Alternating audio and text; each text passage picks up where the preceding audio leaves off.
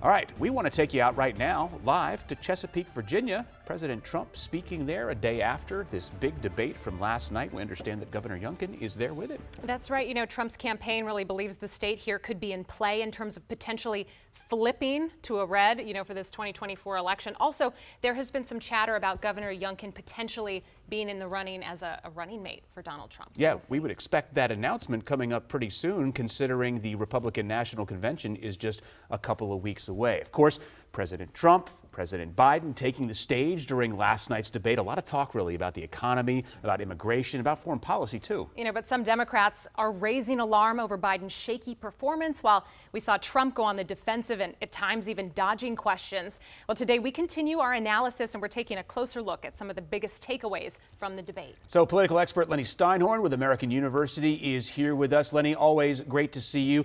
I want to ask, what was your general impression? What was your takeaway after this debate about the performance of each candidate? Look, this is a televised debate, so it's how they come off on television that really matters. And we shouldn't mince words here.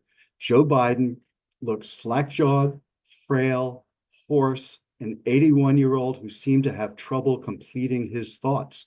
But at the same time, Donald Trump, spoke a lot of mistruths, lies, non sequiturs, rewrote history completely. But the bottom line is that the visual overwhelms the verbal in any televised debate, any televised performance. And the visuals of Joe Biden staring sort of aimlessly when Donald Trump was talking, his mouth open, that sends a message that confirmed all of the concerns that so many people have had about Joe Biden, whether this was representative of who he really is and what he's capable of doing. It confirmed all of the perceptions that he is too old and shouldn't be running for president again. And that's why so many Democrats are nervous. And a lot of the conversation that's taking place right now is, should he step aside? Yeah, Twitter was just on fire with some of those concerns last night. I did want to pivot here. What did you think about the format? So we had some new debate rules, right? It was audience free. We had muted mics.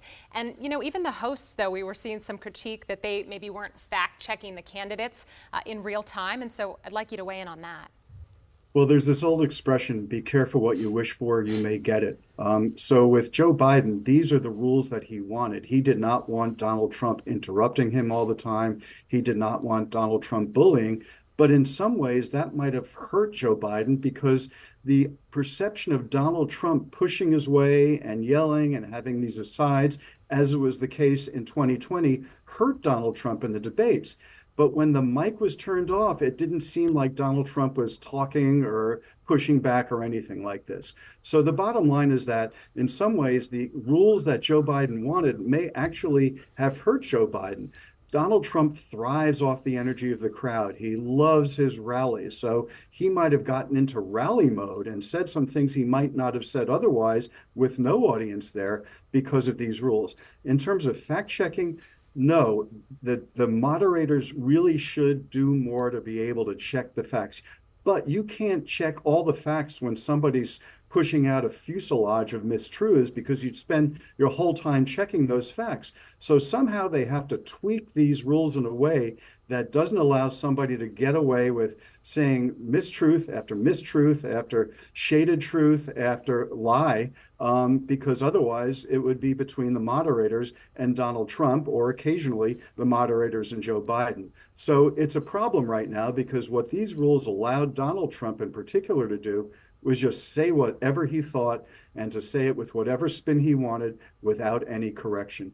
Lenny, we had a conversation yesterday about the things that are likely to stick in voters' minds when they do end up pulling that lever in November. This debate coming so early in the presidential campaign cycle, we were sort of hypothesizing that, well, whatever happened in the debate probably won't be in voters' minds in November.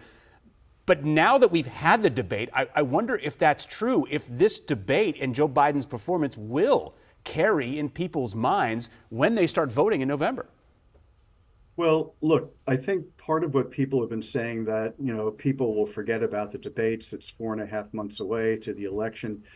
That's sort of old media thinking. Right now, the social media was on fire with Joe Biden and sort of how he looked completely out of it during this debate. And those images won't go away, and they'll be repeated and repeated and repeated everywhere. You'll go on TikTok, you'll go on Instagram, you'll see it on Twitter. So he's not going to be able to escape it the way, let's say, Ronald Reagan during his first debate in 1984, where he seemed sort of lost and not fully coherent. That wasn't repeated because he was able to replace those images with the second debate where he seemed more on top of it.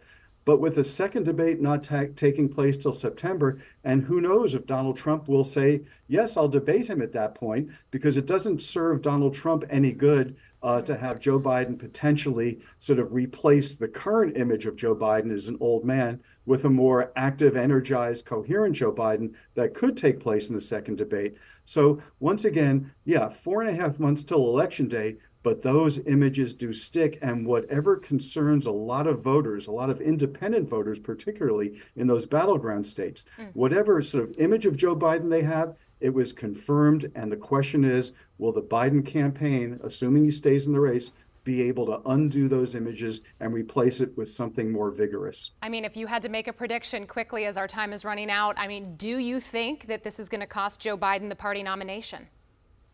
Oh boy, that's a tough one. Joe Biden really has to think within himself about that. Democratic advisors would have to talk to him. But honestly, this is a conversation Joe Biden and Jill Biden have to have among themselves. But you know, I often say we often live in the 51st state of America, and that's the state of denial. And if your spinmeisters say, well, Donald Trump did pretty badly, and even though you didn't do great, you know, you'll bounce back. That might be the mentality that he has right now. So there's a lot of hand-wringing in the Democratic Party, which says, oh my gosh, we're in a crisis. Donald Trump will become president. But this is something Joe Biden has to figure out himself. Nobody can force him out. Of course, it would be a political tsunami if that were to happen. I mean, the only thing analogous in American history would be '68 when Lyndon Johnson announced that he wasn't going to run, and that was in March of that year. Now we're in June. If this decision comes out, I mean, man, it would be seismic. Lenny Steinhorn with AU, thanks so much for coming on with us tonight. We always appreciate your time. Thanks for having me.